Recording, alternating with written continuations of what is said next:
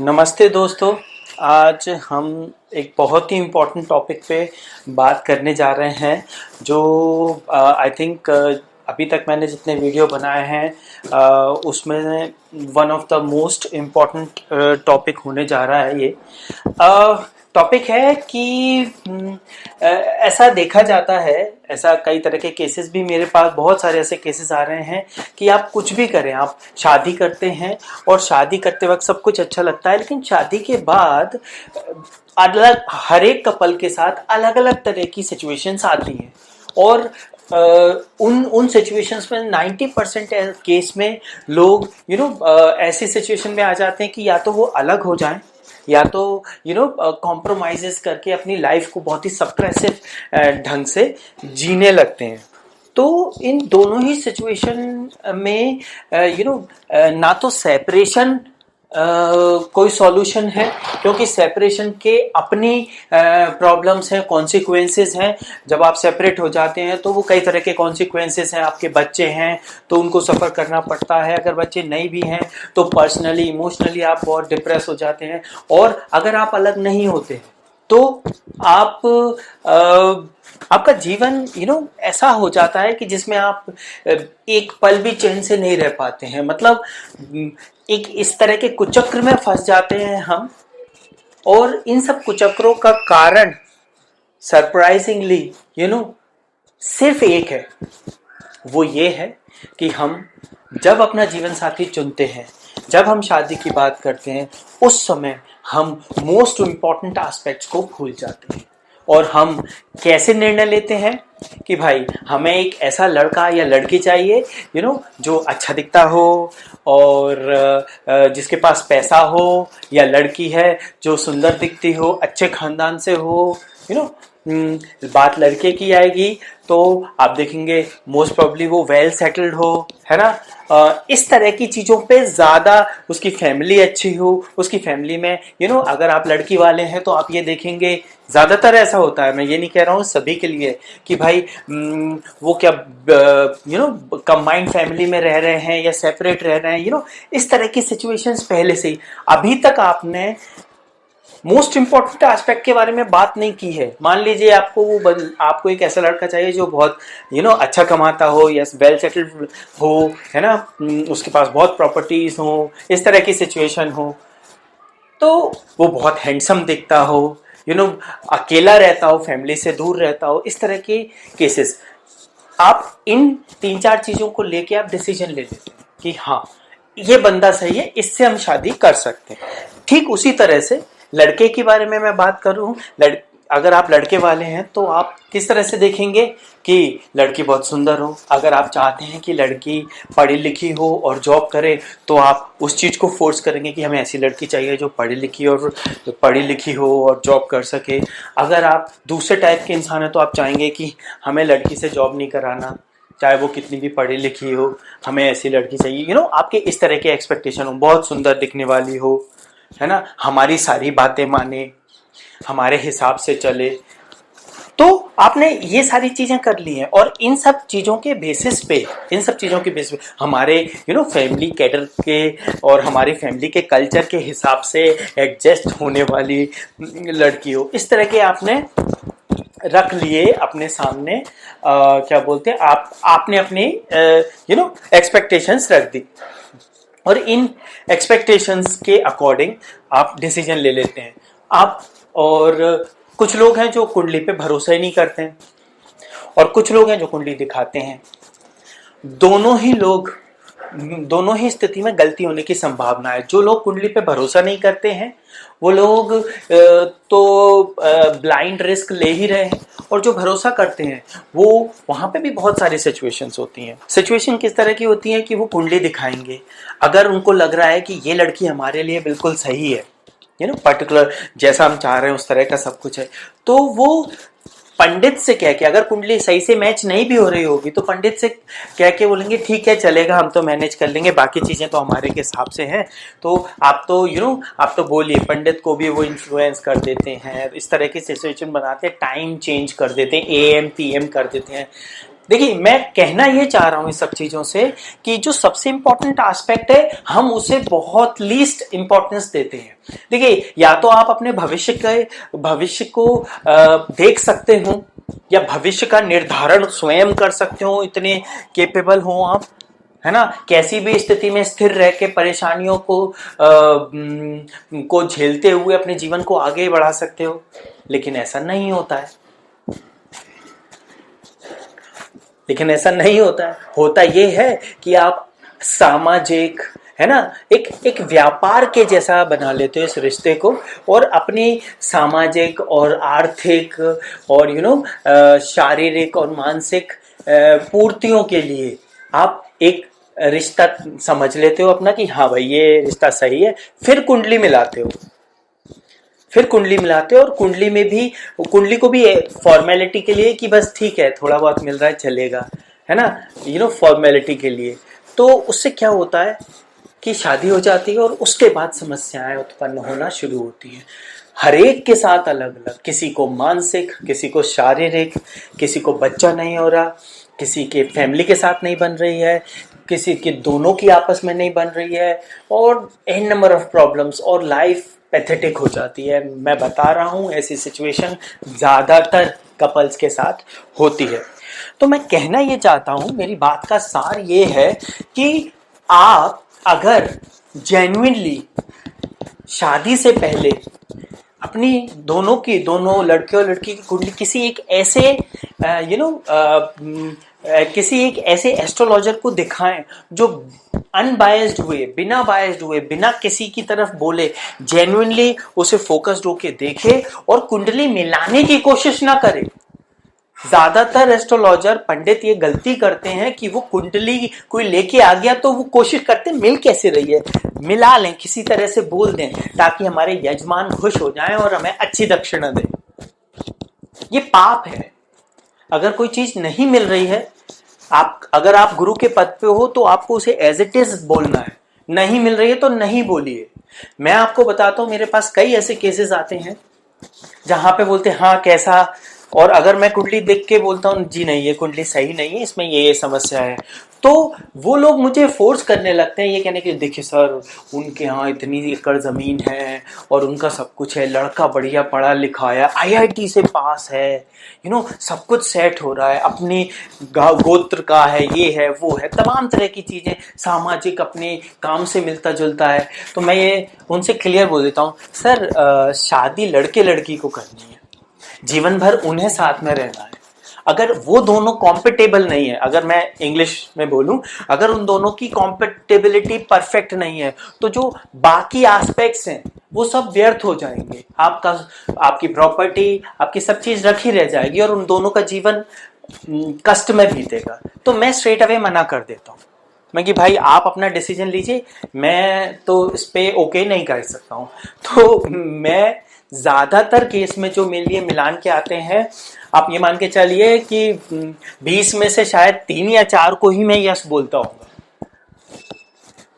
क्यों? क्योंकि जब तक चीजें प्रॉपरली नहीं मिल रही हैं, कुछ पर्टिकुलर एस्पेक्ट हैं, मान लीजिए परफेक्टली कभी कभी कोई चीज नहीं होती 100%, बट हमें ये देखना होता है जो सबसे इंपॉर्टेंट एस्पेक्ट है वो मैच हो रहे हैं कि नहीं। मान लीजिए एक कुंडली ऐसी आई फॉर एग्जांपल जिसमें सारी चीजें मैच कर रही हैं, बट क्या उनके बच्चे होने में समस्या है ना उनके यहाँ, लेकिन दोनों पति पत्नी की कॉम्पिटेबिलिटी अच्छी है, दोनों आपस में जीवन भर अच्छे बुरे समय में एक दूसरे का साथ देंगे, एक दूसरे के साथ अच्छी अंडरस्टैंडिंग होगी, एक दूसरे के परिवार का सम्मान करेंगे, सारी चीजें अच्छी हैं, आर्थिक रूप से भी सफलता ऐसा कुछ है, लेकिन पता चला उनको बच्चे का सुख मिलने में बड़ी कठिनाई आएगी।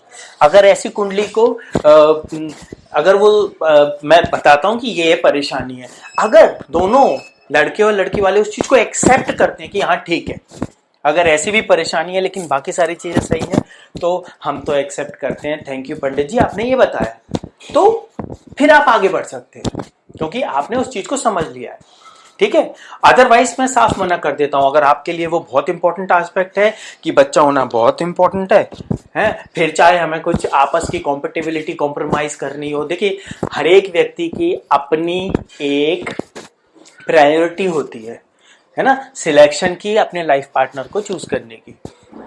तो मैं हर एक व्यक्ति के हिसाब से तो नहीं बोलूंगा, लेकिन एक आदर्श स्टैंडर्ड ऑपरेटिंग प्रोसीजर होता है कि आपको क्या चुनना है।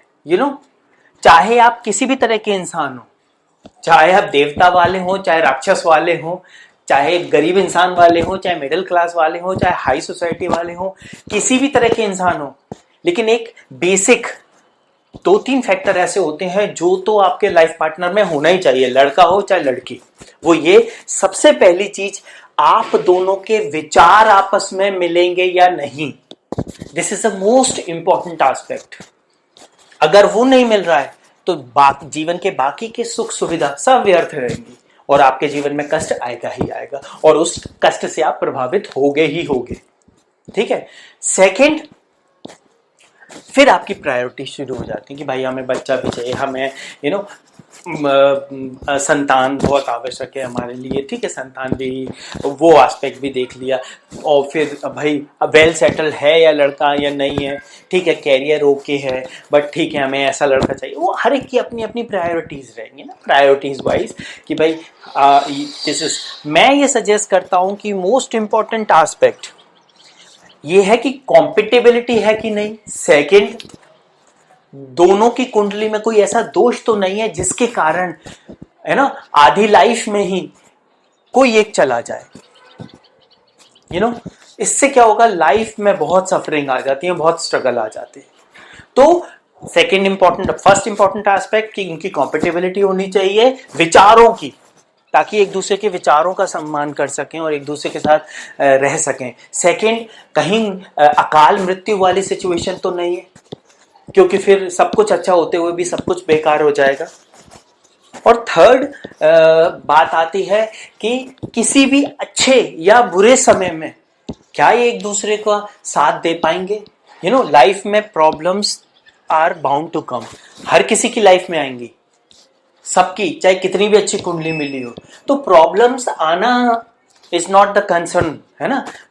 प्रॉब्लम के समय पे दोनों पार्टनर एक दूसरे के साथ कैसा बिहेव करते हैं वो इंपॉर्टेंट है। तो third and the last most important aspect is कि बुरे और अच्छे दोनों वक्त में एक दूसरे का साथ देना चाहिए। तो मैं फिर से रिपीट करता हूं, 1 कि एक दूसरे के विचारों का सम्मान करना आना चाहिए, एक दूसरे के विचारों को जिससे आप सहमत भी नहीं है तो भी आप उसको ध्यान से सुने, और चूंकि वो सामने वाले के विचार हैं तो उसको एक्सेप्ट चाहे ना करें बट सुने और उसका सम्मान करें कि हाँ ये ऐसे सोचते हैं। अगर ऐसी विचारधारा दोनों की होगी वो मोस्ट इंपॉर्टेंट है। सेकंड, अकाल मृत्यु की कोई सिचुएशन नहीं होनी चाहिए। अकेले रह जाते हैं कोई भी एक पार्टनर तो बहुत स्ट्रगल्स बढ़ जाते हैं। And third and the last important aspect कि समय के हिसाब से रिश्ता ना बदले। समय के हिसाब से रिश्ता ना बदले, अच्छी और बुरी कंडीशन, दोनों कंडीशन में वो एक दूसरे का साथ देने वाले हों। इसके बाद आप अपनी बाकी के पेरिफेरल्स जोड़ सकते हो। मींस मेन ट्रेन होती है ना, ट्रेन का इंजन ये 3 एस्पेक्ट है। उसके बाद आपको उसमें 4 डिब्बे लगाने हैं, 5 डिब्बे लगाने, 50 डिब्बे लगाने, that is a luxury, that is a bonus. लेकिन मोस्ट इंपॉर्टेंट एस्पेक्ट के बाद आप बोनस एक्सपेक्ट करें कि आपके पास 3 कुंडली हैं, उनमें से आपके पास 10 कुंडली आई है ना, और 10 में से 5 मैच हो रही है। तो मैच होना मतलब ये 3 एस्पेक्ट।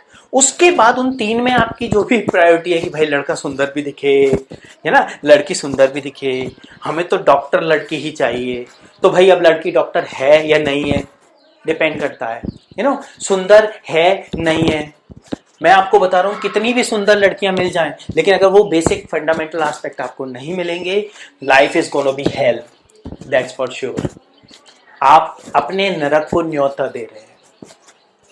लड़का कितना भी हैंडसम, ऋतिक रोशन और मिलेनियर हो, जब वो धोखा देगा, जब वो XYZ तरह के बहुत सारे ऐसे काम होते हैं उनमें इन्वॉल्व हो जाएगा, तो आपकी सारी लाइफ रखी रह जाएगी, आपकी सारी सुंदरता, हैंडसमनेस रखी रह जाएगी। उससे अच्छा एक एवरेज दिखने वाला और वो तीनों फंडामेंटल एस्पेक्ट को पूरा करने वाला व्यक्ति हो। तो ऑल आई एम सेइंग कि आप उन 3 फंडामेंटल एस्पेक्ट को देखें और इसमें क्या रहता है कि मान लीजिए आप सही रास्ते से जाना भी चाहते हैं, सही तरीके से कुंडली दिखाना भी चाहते हैं, फिर भी बहुत सारे मैच मेकिंग को, जिससे आगे सामने वाले की पूरी लाइफ इफेक्ट होने वाली है, उसके लिए एक हद तक वो भी जिम्मेदार होगा। तो जो इतनी इंपॉर्टेंट एस्पेक्ट है उसको अगर जो लाइटली ले रहे हैं, आप ऐसे किसी ब्राह्मण या ऐसे किसी एस्ट्रोलॉजर के पास ना जाएं। आप पहले ही बोल दें, पंडित जी कुंडली अच्छे से मिल रही हो ना, ये 3 एस्पेक्ट अगर अच्छे से मिल रहे हो ना, फिर हम आगे की बात करेंगे।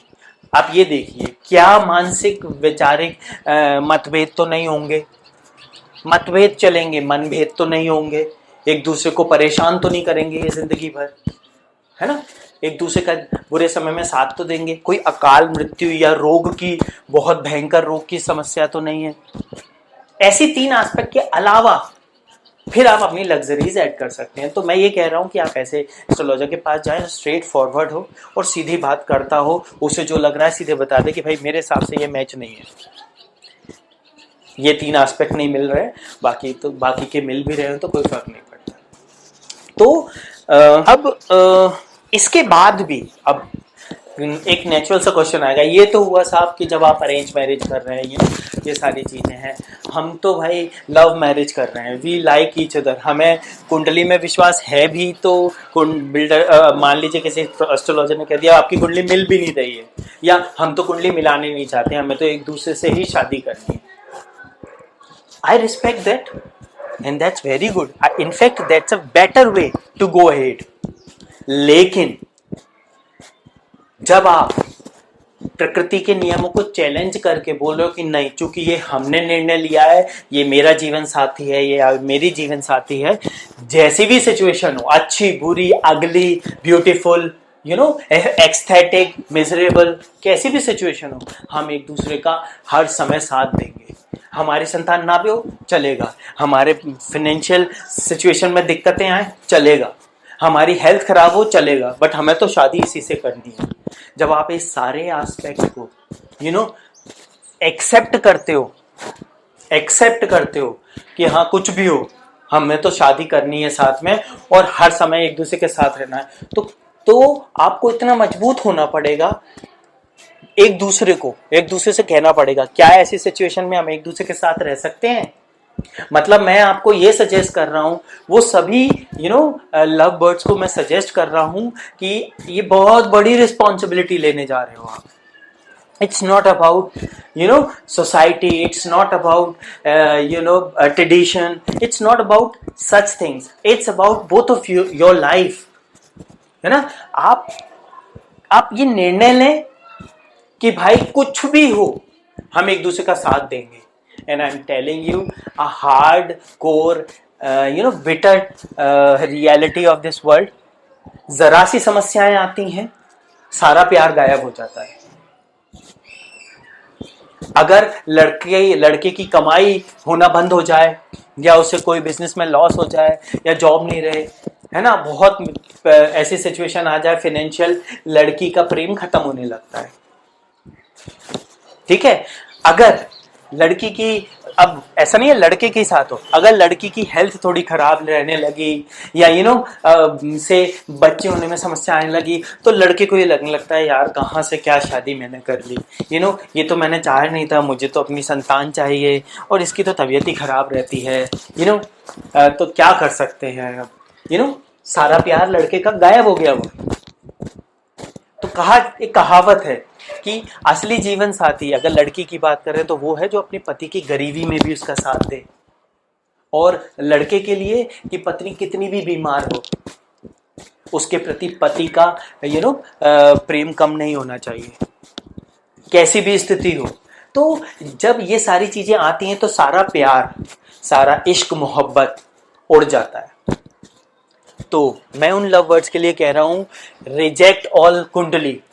अगर आप स्वयं का निर्णय ले रहे हैं तो मुझे ऐसे लोग पसंद हैं, प्रकृति को ऐसे लोग पसंद हैं जो स्वयं का निर्णय लेते हैं। लेकिन सिर्फ निर्णय लेने से कुछ नहीं होगा, आपको वो निर्णय जो आपने लिया है, आपने जो संबंध बनाने जा रहे हैं, उस संबंध को आपको जीवन भर निभाना भी होगा। हर एक के जीवन में परेशानी आती है, आपके जीवन में भी आएंगी, तो आपको उन परेशानियों के दौर से निकल के अपने जीवन साथी का हर स्थिति में साथ देना है। क्या आप ये कर पाएंगे? Ask this question to yourself. If you are really ready, you must go ahead, ignore the kundli. तो इन जनरल मैं सभी लोगों को कहना चाहूँगा कि जब आप शादी करने जा रहे हैं, जीवन साथी ढूंढने जा रहे हैं, तो आप कुंडली अवश्य दिखाएं, चाहे आप उसमें विश्वास करते हो चाहे ना करते हो।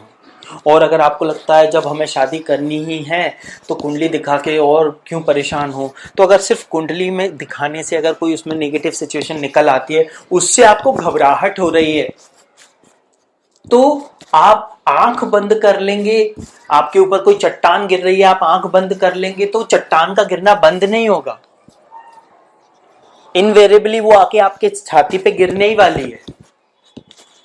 तो मैं आपको बोलूंगा यहां पे थोड़ी समझदारी का निर्णय लें, पहले कुंडली दिखाएं, कुंडली जिससे सबसे बेहतर तरीके से मैच हो रही है, ऐसे 3-4 ऑप्शंस देख लें, और उसके बाद अगर आपको भगवान की कृपा से ऐसे 3-4 ऑप्शन मिलते हैं, कई बार ऐसा होता है आपने 50 कुंडलियां देख ली, एक ही बंदे से पूरी तरह से मैच हो रही है, बट वो दिखने में अच्छा कोई खास नहीं है, एवरेज है, तो उसके ना सिर पे थोड़े बाल कम है। तो आपको अगर जिंदगी भर बाल चाटने हैं, बाल ज्यादा इंपॉर्टेंट है, तो इट्स योर कॉल। और अगर आप इतने लकी हैं कि आपको मल्टीपल ऑप्शंस मिल रहे हैं, then that's very good, thank you. कहो आप भगवान से कि आपके पास तीनों फंडामेंटल एस्पेक्ट वाल के बाद भी आपके पास ऑप्शंस हैं, तो कोई अच्छा दिखने वाला या कोई अच्छा कमाने वाला या कोई व्हाटएवर आपकी जो भी चॉइस हो, वो इंजन के बाद आप उतने डिब्बे जोड़ सकते हैं और आप डिसाइड कर सकते हैं कि आपके लिए क्या सही है, तो बस यही आई होप आज जो मैं कहने जा रहा हूँ, जो जिस सब्जेक्ट पे मैंने बात की है वो कितनी इम्पोर्टेंट है, क्योंकि हर तीसरी कुंडली में कपल्स की समस्याएं हैं, और किसी की समस्या किसी से बड़ी नहीं है, किसी से छोटी नहीं है, सबकी समस्याएं अपने लेवल की हैं। किसी को संतान नहीं हो रही है, सब कुछ अच्छा है, तो कोई बहुत अच्छे से प्रेम से रह रहा है, तो उनका आर्थिक स्थिति सही नहीं है, तो पता चला कहीं कोई और सिचुएशन है, पता चला घर सब कुछ अच्छा है बट पति पत्नी दोनों की आपस में नहीं बनती है, या तो पति ओवर डोमिनेटेड है, डोमिनेट करता है, या पत्नी बिल्कुल सिर पे चढ़ के तांडव करती है ना। जीवन में नाना प्रकार की तमाम तरह की समस्याएं आ जाती हैं। तो बस इतना है, एक रिक्वेस्ट है, जो हो गया उसे हमें बदलने में बहुत मुश्किल होती है, और बहुत ही कम लोग खुशकिस्मत होते हैं जिन्हें दूसरा मौका मिलता है। तो मेरा सजेशन आपको ये है कि कम से कम हम पुरानी गलतियों को सही नहीं कर सकते तो नई गलतियां ना करें। अब आगे आप जहां भी उपस्थित हो, जहां भी आप इन्वॉल्वमेंट हो, नए शादी का कोई भी जोड़ा बनने जा रहा हो, उससे पहले उनकी कुंडली जरूर दिखाएं, और मैं सजेस्ट करूंगा कि सही ऐसे पंडित से दिखाएं जो स्ट्रेट फॉरवर्ड, जो इन डेप्थ एनालिसिस करके स्ट्रेट बोले, जो कुंडली मिलाने के लिए ना बैठा हो, रिजेक्शन थ्योरी, मैं रिजेक्शन थ्योरी को अपनाता हूं। रिजेक्शन थ्योरी मीन्स कि आपके पास कुंडली आई सी क्या क्या प्रॉब्लम्स है, फैसिनेट नहीं होना, कोई चीज बहुत अच्छी मैच करके वाह ये तो कितनी अच्छी है ना, और वाह महालक्ष्मी योग दोनों की कुंडली में, वेरी गुड, नहीं, I don't get fascinated out of these things. मैं देखता हूं क्या क्या परेशानियां हैं, और वो जो 3 फंडामेंटल एस्पेक्ट मैंने बताया, वो फंडामेंटल एस्पेक्ट होने ही चाहिए, तो ही किसी कुंडली को मैं पास ऑन करूंगा, और उसके बाद फिर उनकी चॉइसेस, जैसा मैं पहले भी कह चुका हूं कि हाँ भाई ये चार आपकी कुंडली है, इसमें ये फंडामेंटल एस्पेक्ट क्लियर है, बट मेरे हिसाब से ये कुंडली में आप आगे बढ़ सकते हैं, बट इसमें ये समस्याएं, क्या ये समस्याएं आपको एक्सेप्टेबल है? क्योंकि मेरे हिसाब से तो ये जो 3 एस्पेक्ट हैं ये सबसे इंपॉर्टेंट होते हैं, वो तो पूरे हो रहे हैं, लेकिन क्या XYZ प्रॉब्लम है ये आपको एक्सेप्टेबल है? तो वो आपका कॉल होगा, क्योंकि लाइफ आपकी है, आपको डिसीजन लेना है, और परफेक्ट मैच जैसी कोई सिचुएशन नहीं होती। ये मैं सबसे आखिरी में सबसे इंपॉर्टेंट बात बोल रहा हूँ। You have to prioritise, the points कि ये पॉइंट मुझे सबसे इंपॉर्टेंट चाहिए, other than these fundamental aspect. इन फंडामेंटल एस्पेक्ट को आप इग्नोर कर ही नहीं सकते। कितनी भी सुंदर, कितना भी रईस, कितना भी वेल सेटल्ड, कितना भी हैंडसम, ये एस्पेक्ट मैटर ही नहीं करते हैं। मैटर करता है वो फंडामेंटल एस्पेक्ट जो मैंने बताए हैं आपको। सबसे पहले आपके आपस में विचार मैच करने चाहिए। विचार मैच करने से मेरा मतलब हाँ यस सर यस मैम नहीं। विचार मैच करने से मतलब आप एक दूसरे के विचारों का चाहे असहमत हो फिर भी सम्मान कर सकें। सेकंड, कोई ये अकाल मृत्यु जैसी सिचुएशन कुंडली में ना हो दोनों के। और थर्ड, हर अच्छी या बुरी सिचुएशन में एक दूसरे का साथ देने की पॉसिबिलिटीज हो। इसके अलावा आप आगे कुछ भी सोच सकते हैं। और अगर आप ऐसा करते हैं, कुंडली दिखवाते हैं, बिलीव मी, कुंडली आप दिखवाइए किसी से भी, किसी भी अच्छे पंडित से, और स्ट्रेट फॉरवर्ड उससे बोल दीजिए कि साहब हम कुंडली मिलवाने नहीं आए हैं, हम कुंडली दिखवाने आए हैं। अगर आपको लगता है वाकई में कुंडली मैच नहीं कर रही है, क्या सबसे इम्पोर्टेंट, क्या ये दोनों खुश रहेंगे, आप ये पूछिए। ऐसी ये कुंडली को इस तरह से मैच करना, क्या ये दोनों आपस में खुश रहेंगे अच्छी बुरी परिस्थिति में? अगर ऐसा है तो आप हमें बताइए। तो अब भरोसा कीजिए कि जीवन में आगे कितनी भी समस्याएं आए वो आपको परेशान नहीं कर पाएंगी। क्यों? क्योंकि प्रकृति ने हर एक के लिए एक पार्टनर, कम से कम एक पार्टनर चुन रखा है। और अगर आप स्वयं निर्णय नहीं ले सकते हैं तो जिसके पास आपसे थोड़ी ज्यादा दृष्टि है ना, कोई एस्ट्रोलॉजर, कोई ज्ञानी पुरुष, स्त्री, कोई गुरु जो आपकी उसमें मदद कर सकता है, उसके पास जाएं और वो आपको सही मार्ग दिखाएगा। आपके पास कुंडली नहीं भी है तो आप अगर एक दूसरे से शादी करनी है, जैसा कि प्रेम विवाह के उसमें रहता है, तो आपको दृढ़ निश्चय करना होगा कि किसी भी स्थिति में आप एक दूसरे का साथ नहीं छोड़ेंगे, कुछ भी हो। आई होप, मुझे विश्वास है कि ये इन्फॉर्मेशन से आपको कुछ ना कुछ वैल्यू ज़रूर मिली होगी। और आप अगर या तो अपने परिवार में या कहीं पे भी अपने मित्र में किसी की मदद कर पाए, उन्हें ये वीडियो दिखाएं, उन्हें समझाएं कि ये कितनी इम्पोर्टेंट है। बाद में चीज़ों को नहीं बदला जा सकता, बाद में कॉम्प्रोमाइज़ेस किए जा सकते हैं। रस्सी अगर टूट गई तो सिर्फ गठान बन सकती है। अगर आप किस्मत वाले हुए तो गठान बन सकती है, अदरवाइज टूट जाती है, जल जाती है। मैं ईश्वर से प्रार्थना करता हूँ कि सबका भला। शुभम भवतु। ओम नमः शिवाय।